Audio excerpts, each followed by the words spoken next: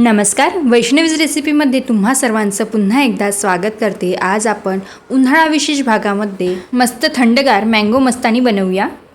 चला तर झटपट वेळ न वाया घालवता लगेचच रेसिपीला सुरुवात करूया। पण त्या अगोदर चॅनलवर नवीन असाल तर चॅनलला लगेच सबस्क्राईब करा आणि बाजूची बेल आयकॉन देखील क्लिक करा। तर मँगो मस्तानी बनवण्यासाठी मी इथे एक पिकलेला आंबा घेतलेला आहे। आंबा छान रसाळ आणि ताजा असावा। आंबा स्वच्छ धुवून त्याच्या देठाकडचा भाग कापून घेतला आहे। आता त्याचे काप करून घेऊया। आंब्यातील आपल्याला गर काढून घ्यायचा आहे।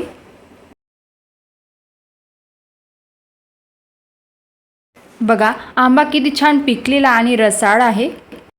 अशा रसाळ आणि पिकलेल्या आंब्यामुळे मँगो मस्तानी खूप छान चविष्ट लागते।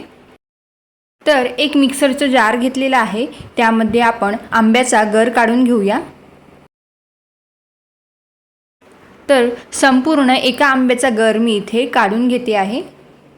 जर तुम्हाला जास्त प्रमाणात बनवायचं असेल तर आंब्याचा गर तुम्ही वाढवून घेऊ शकता।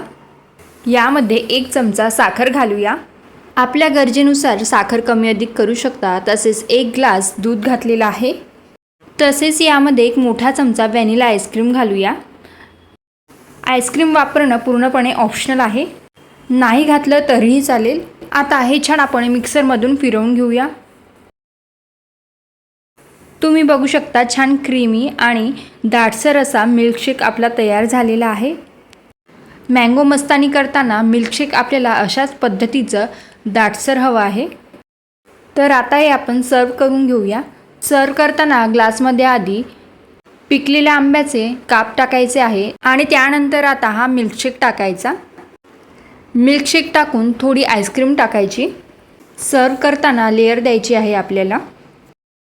थोडे बदामाचे काप घालूया। वरून परत मिल्कशेक टाकूया। आता परत आंब्याच्या फोडी घालूया। सजावटीसाठी वरून आईस्क्रीम घातलेली आहे। परत आंब्याच्या फोडी घातलेल्या आहे।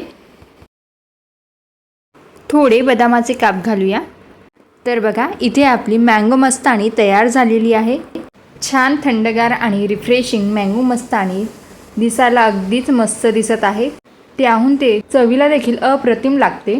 तर रेसिपी कशी वाटली, आवडल्यास नक्की करून बघा। तसेच जास्तीत जास्त शेअर करा आणि वैष्णवीज रेसिपीला नक्कीच सबस्क्राईब करा। पुन्हा भेटूया अशाच एका नवीन व्हिडिओसोबत। तोपर्यंत धन्यवाद।